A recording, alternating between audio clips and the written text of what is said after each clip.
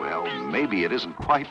But with the power accessories and automatic features of the modern car, to say nothing of our non-stop highways, some people don't pay nearly enough attention to the business of driving. Driving 4 miles an hour doesn't seem dangerous. But dangling 78 feet in mid-air does.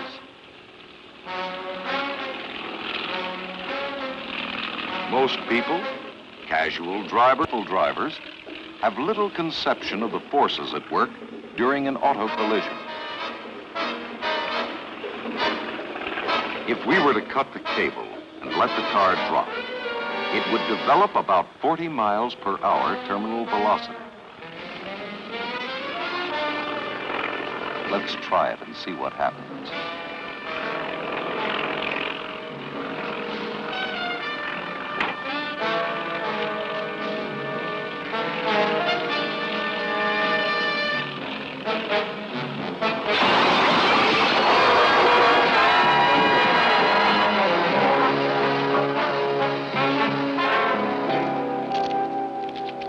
Don't worry, we got the driver out, electric razor and all.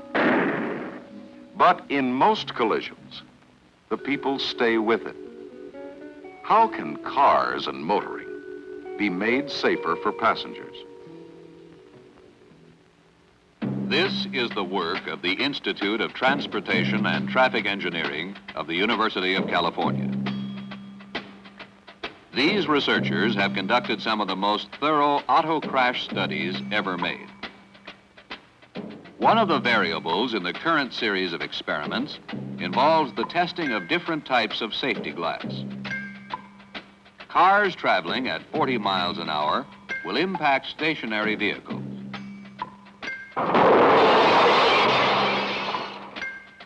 The tests are designed to further the experts' knowledge of many collision factors.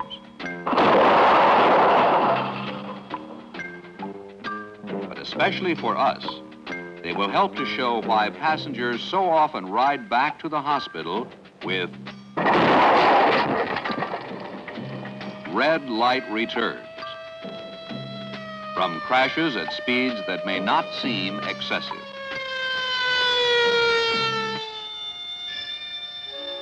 In any auto collision experiment, it is the motorist we are really concerned with. This includes you and your family. But you can't be crash tested.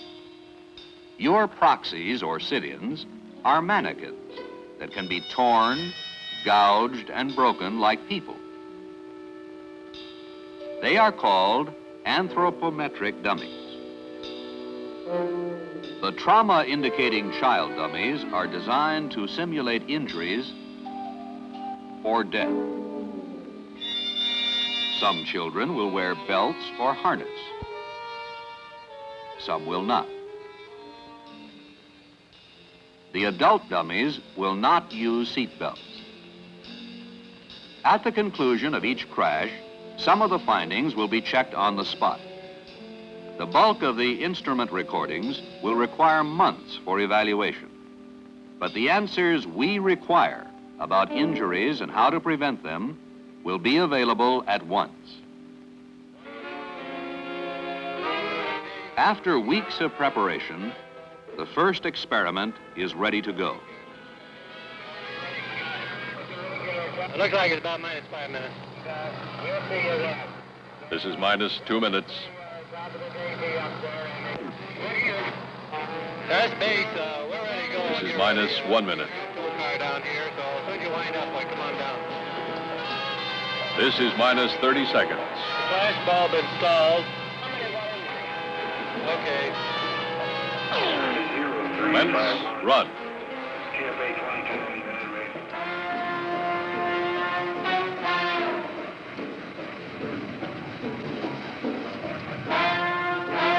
Over 20 cameras, operating at different speeds, view the crash from various angles.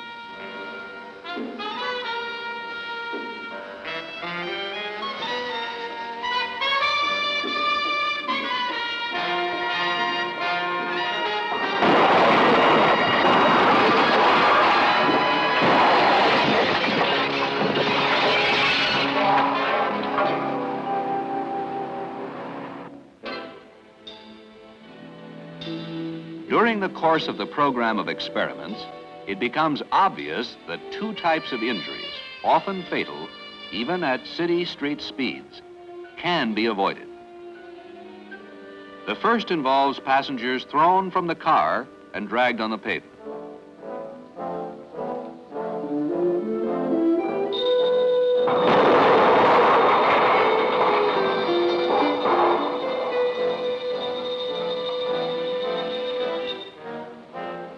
For emphasis as to what can happen, we will repeat the action.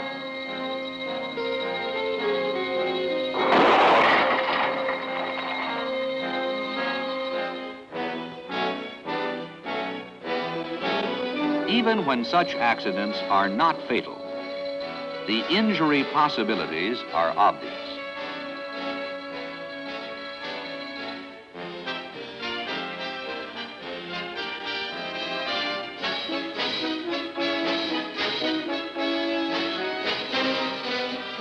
And the really painful part, it can be prevented. After you have fastened your seatbelt, lock your door, and your passengers should lock theirs as well. This greatly increases its resistance to being forced open and can save your life or the lives of your family.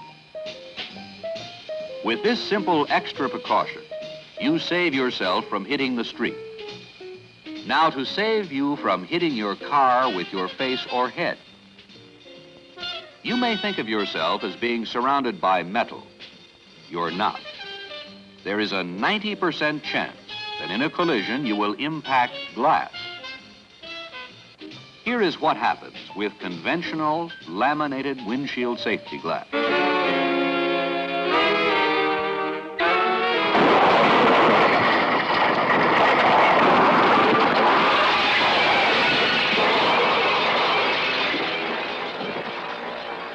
At impacts of from about 15 miles per hour and up, the glass will break out in a circular hole where your head strikes it. The edges of the hole flex. Your head goes on through. The glass bubble retracts with a collaring effect that entraps your head. When the reaction hurls you back, the flexible perimeter of the hole becomes a jagged weapon of lethal intensity. The best way to avoid this is to stay alert every second as you drive.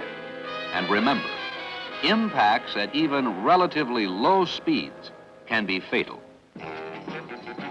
In experiment number 82, the striking car's windshield was made up of several different layers of safety glass and plastic. The test results were encouraging. On impact, the dummies did not penetrate the glass. Although the outside sheet cracked, the inside was so flexible it did not crack.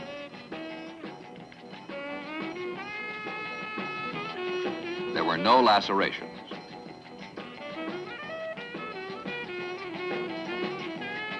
As we have said, the terminal velocity experienced in a 40 miles per hour crash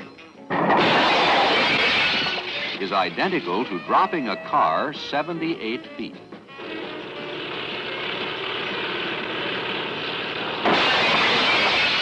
If you do become involved in a collision, perhaps through no fault of your own, the only thing that can prevent you from hitting the windshield is your safety belt. But even the best belt can't do any good if it isn't fastened or is not fastened properly. Pull up the belt snugly. Wear it across the hips. After a car is 2 years old, check all the belts. At least the driver's belt may need replacing. The university engineers will be evaluating instrument data for months. But there is one result that will be obvious to anyone right now. Car bodies hold up well in all but the worst crashes. Human bodies do not hold up well unless they are restrained by belts or harness.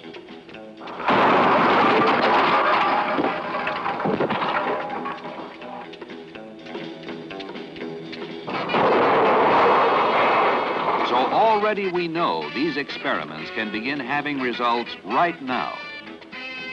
Every hour of every day, on every road, street, and highway in the country.